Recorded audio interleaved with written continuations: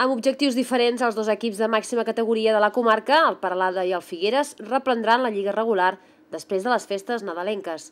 La Unió és qui millor ha aprofitat el Nadal amb la tranquil·litat de ser líder del grup 1 de la primera catalana,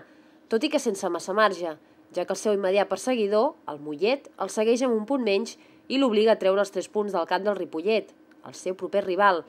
Això si no vol perdre la posició de privilegi. Els d'Arnau i Ponsí es trobaran amb un rival amb problemes a la classificació i amb la urgència de sortir del pou de la taula. Per la seva part, el Peralada ha hagut d'estar pendent de la situació a la Lliga, ja que es troba massa a prop de la zona perillosa en només 2 punts.